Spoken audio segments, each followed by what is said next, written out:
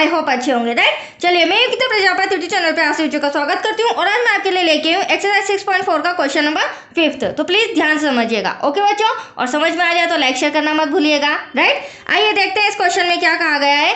देखिए, एक त्रिभुज एबीसी की भुजाओं AB, BC और CA के मध्य बिंदु क्रमशः DE और F हैं, ठीक है, तथा DEF और त्रिभुज ABC के क्षेत्रफलों का अनुपात हमें ज्ञात करना है, राइट बच्चों। चलिए अब इसे ड्रॉ में समझते हैं। त्रिभुज ABC आपके सामने दिया गया ड्रॉ में नजर आ रहा है आपको। अब इसकी भुजाओं AB, BC और CA के मध्य बिंदु क्रमशः का मतलब होता है क्रम के अनुसार, मतलब कि जो DEF तीन बिंदु है तो AB की रेखा, जो AB भुजा है रेखा है, उसके ऊपर D मध्य बिंदु है, BC भुजा है उसके ऊपर E मध्य बिंदु है और CA भुजा दे रखी है उसके ऊपर F मध्य बिंदु है, राइट। तो इस तरह से एक हमारा छोटा त्रिभुज मतलब कि DEF और तैयार हो गया है जब इन रेखाओं को, तीनों को, बिंदुओं को मिलाया तो। अब यहाँ पे आपको एक सबसे इंपॉर्टेंट बात ध्यान रखनी पड़ेगी। जब भी किसी त्रिभुज में इस तरह मध्य बिंदु बनाए जाते हैं और उन्हें आपस में मिला दिया जाता है तो एक रेखा या एक भुजा दूसरी भुजा के समानांतर होती है। आप देख सकते हैं, अगर यहाँ पे मैं EF भुजा की बात करूं तो AB के समानांतर है, राइट। ये भुजा इस भुजा के समानांतर है और हम कह सकते हैं जो EF है वो AB का क्या है, हाफ, मतलब कि आधा, राइट, क्योंकि मध्य बिंदु है तो आधी भुजा हो जाएगी। ठीक वैसे ही आप DF के समानांतर किसको बता सकते हैं हम, BC को, तो DF यहाँ पर BC का क्या हो जाएगा, हाफ हो जाएगा, राइट बच्चों। ये इसलिए समझा रही हूँ क्योंकि अभी हमें रिटर्न भी करना है। तीसरी भुजा D, वो किसके समानांतर है, AC, तो हम यहाँ कह सकते हैं जो DE है वह AC का हाफ है। दैट्स क्लियर यहाँ तक बच्चों। चलिए अब हमें क्या कहा गया है क्वेश्चन में, DEF और त्रिभुज ABC इन दोनों के क्षेत्रफलों का अनुपात ज्ञात करना है। तो सबसे पहले हम इन दो त्रिभुज को समरूप बताएंगे। क्या बताएंगे, समरूप। जैसे ही समरूप बताएंगे तो इनकी संगत भुजाओं का अनुपात हम इजीली निकाल लेंगे, राइट। अब देखिए सबसे पहले हमें क्या दिया गया है वो रिटर्न कर लेते हैं। तो दिया है त्रिभुज ABC, राइट।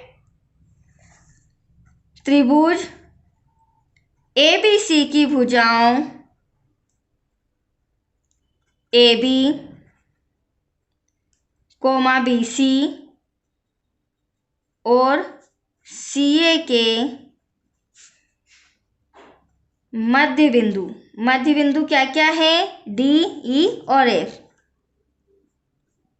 वह F है, राइट। ये हमें दिया गया है बच्चों। अब देखो, मैंने अभी आपको जैसे समझाया था, जब इनके मध्य बिंदु इस तरह से दिए जाते हैं तो एक भुजा दूसरी भुजा के समानांतर होती है। तो यहाँ हम लिख सकते हैं, तो जो EF है वह बराबर है AB का हाफ, मतलब जो EF है वह AB का हाफ है। तो हम क्या करेंगे, यहाँ पर जो AB इंटू में है उसे हम कहाँ ले लेते हैं बच्चों, डिवाइड में ले लेते हैं, राइट। तो यहाँ पर हमारे लिए क्या हो जाएगा, बचेगा क्या, यहाँ पर 1/2 ऐसा का ऐसा, और ये हमारा आ जाएगा समीकरण नंबर 1, राइट।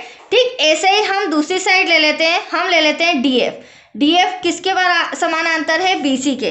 तो यहाँ हम लिख सकते हैं DF बराबर,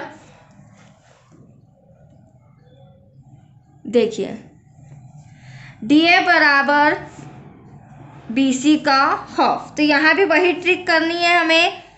BC कहाँ आ जाएगा, अपॉन में, और 1/2 ऐसा का ऐसा, इसे देंगे हम समीकरण नंबर 2, राइट बच्चों। ठीक है, ऐसे हम तीसरी भुजा भी देख लेते हैं। तीसरी भुजा हमारी है D, वो किसके समानांतर है, AC के। तो जो DE होगा वह AC का हाफ होगा। तो यहाँ भी हम लिख सकते हैं DE अपॉन में AC इक्वल्स टू 1/2 ऐसा का ऐसा, समीकरण नंबर 3।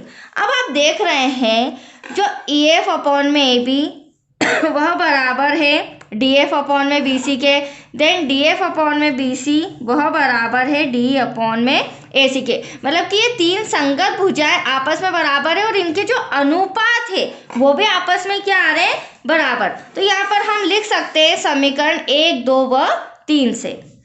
देखिए समीकरण 1, 2 व 3 से अभी मैंने आपको समझाया, क्या समझाया, जो EF है EF अपॉन में AB बराबर है DF अपॉन में BC के, देन DF अपॉन में BC बराबर है D अपॉन में AC के।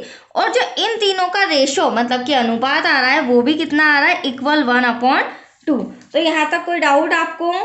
अब देखिए जब इन दोनों त्रिभुजों में, ध्यान से समझना, DEF और ABC इन दोनों त्रिभुजों में संगत भुजाओं का जो अनुपात है वो आपस में बराबर आ रहा है, तो हम कह सकते हैं त्रिभुज DEF समरूप है त्रिभुज ABC के, राइट। तो यहाँ पर मैं लिख रही हूँ त्रिभुज DEF समरूप है त्रिभुज ABC के। और यहाँ पर कौन सी समरूपता कसौटी लागू होती है, तो चूंकि साइड साइड साइड या भुजा भुजा समरूपता से, राइट बच्चों, यहाँ तक कोई डाउट?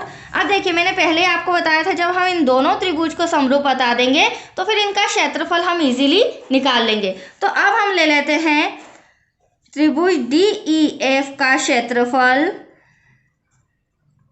डिवाइड में आ जाएगा त्रिभुज ABC का क्षेत्रफल। अब आप देख सकते हैं इन दोनों त्रिभुजों की जो भुजाएं हैं वो आपस में आनुपातिक मतलब कि बराबर है, तो यहाँ से हम कोई सी भी भुजा ले सकते हैं। तो मैं यहाँ पर ले रही हूँ DF अपॉन में BC का होल स्क्वायर।